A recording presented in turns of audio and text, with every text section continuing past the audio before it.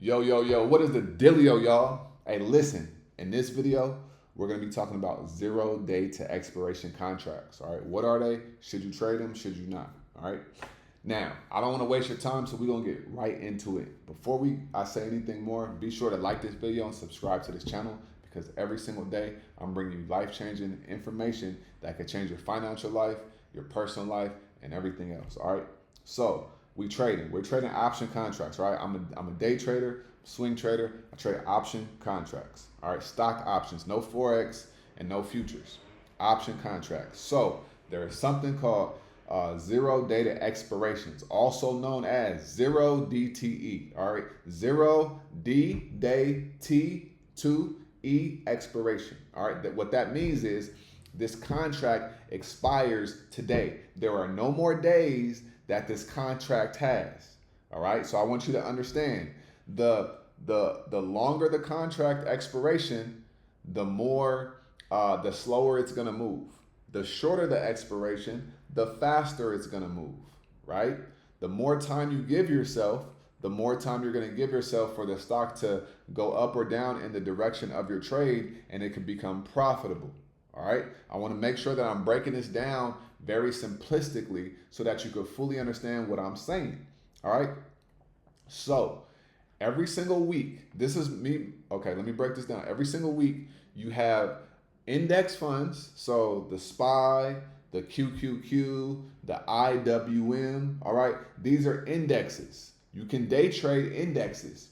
All indexes have 0 day to expirations. So if I wanted to go trade the S&P 500, I can get expiration date of today. Every single day that the stock market is open, I can get an expiration of today. And that is considered 0 day to expiration. It is on your options chain. And I'm going to show you the options chain in a few minutes. All right, we're going to get into that.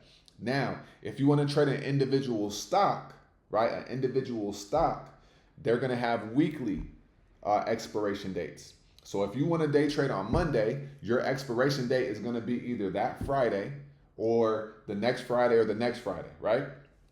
Now, 0 day to expiration contracts are a lot cheaper than weekly contracts unless it's on Friday, right? If it's on Friday, every stock has 0 day to expirations because on Fridays, the weekly contracts expire on Fridays. Right? But on Tuesday, the only way you're going to trade 0 day to expirations is if you're trading the SPY, the QQQ, or like the IWM, the Russell 2000. Okay?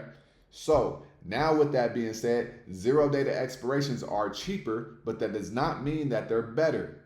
Right?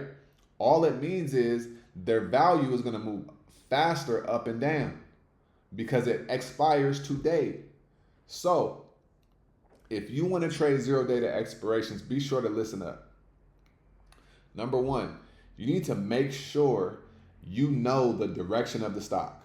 Okay, this is one reason why I tell beginner traders to stop trading the SPY if you don't know what you're doing, because what they do is they'll get this is what most newbies do. They get 0 day to expiration because it's cheap, and then also they'll get an out of the money expiration because it's cheaper. And they're like, oh, because this is cheap, I only got to pay $30 and my risk is minimal and I'm going to get my money. When they don't really understand how this stuff really works, okay? When you have a 0 day to expiration, you got something called theta. Every single contract, every single options contract, no matter what the expiration date is, has something called theta. And in simplistic terms, this is letting you know how fast this contract is losing value, right? And this is why 0 DTEs are very popular, because if you know that you can get in and get out of a trade within a couple minutes, you can potentially make a lot of money. But if the move goes in the opposite direction of what you're anticipating, you can also lose a lot of money.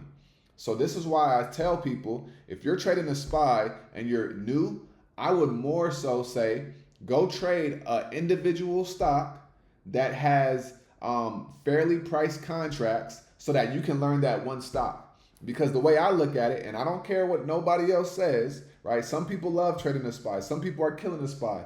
That's beautiful. That's perfectly fine. But the way I look at it is, when you're looking at the SPY or any index, but SPY specifically, that's 500 companies inside of that one stock, right? So I look at it like, okay, this is 500 personalities. Every stock has a personality. This is 500 personalities that I have to think about, that I have to consider. What's NVIDIA doing? What's Apple doing? What's Meta doing, right? But if I know an individual stock, I can just trade that individual stock, right? And so I could learn and understand that stock, right? And so every individual stock, the only time you're going to trade 0 day to expirations is on Friday if you choose to trade the 0 day to expirations. You do not have to trade 0 day to expirations. If Friday comes and you want to still trade this stock, you can trade the next week's expiration date and be perfectly fine, because here's what happens. Because 0 day to expirations, they decay very fast on Friday. What that means is, if you get in, let's say I get in a call. So yesterday, I made 21% on Google in a few minutes. I did 0 day to expirations, and they were very, very, very, very cheap. But if the move would have went the opposite way, I could have lost a lot of money, right? Now that same 21%, if we were trading this stock, if I was trading Google on Wednesday, that same move, I probably only would have got about 12%. You get what I'm saying? The reason is because on Wednesday, the contracts aren't decaying as fast as they do on Friday, because on Friday, those same contracts are expiring. I hope that this is making sense. I hope it's all making sense, so you can fully understand it. So I don't always recommend trading 0 DTEs unless you know what you're doing. Now, let's think about this. If you made, let's say you made $1,500 in profit this week from Monday through Thursday in trading, right? That's fine. Now, on Friday, let's say on average you was investing $1,000 per trade into your option plays, right? Calls or puts. On Friday, I would go light, and the reason why is because if you put $1,000 and that's your average size into a play on Friday, because the contracts are decaying so much faster, you could potentially lose more money. And this is why on Fridays, people be losing a lot of money and people be making a lot of money, because if you get it right, you're going to look like a hero. And if you get it wrong, you're going to be mad at yourself and beating yourself up over the whole weekend. It's going to be marinating on you, right? So depending on I want you to think about this. I want you to ask yourself, what is my average position size, okay, throughout the week from Monday through Thursday? Now, on Friday, I want you to cut that size in half, or by like 60% or 40%. So if you're used to doing $1,000 per trade, cut it in half. Reason being is because you can still make a lot of money and you can also mitigate your risk. Or trade the next week contracts. The next week's contracts are not going to move as fast as the 0 day to expiration, but you will be a lot safer and you'll be able to manage your risk a lot better. One thing I've learned in trading is the safer you feel in your trade, the better you're going to perform. You don't want to feel rushed when you're getting into a trade or when you're trading. If you feel rushed, you're not going to make sound decisions. All right? So on Fridays, I always size a little bit lighter because I'm playing defense.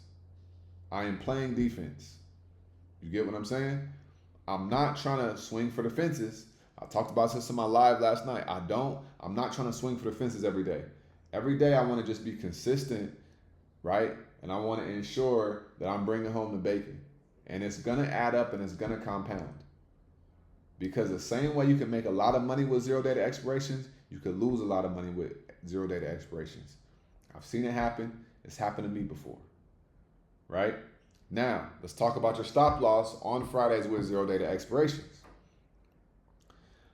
Here's what I say. because you're going lighter on Friday, right?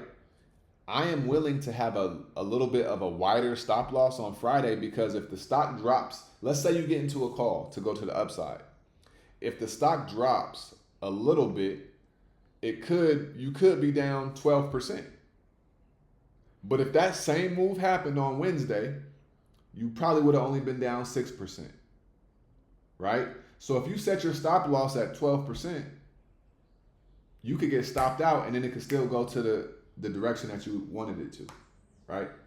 So you have to understand that the 0 day to expirations, they move way faster than on a Tuesday or a Monday or on a Wednesday, even a Thursday, right?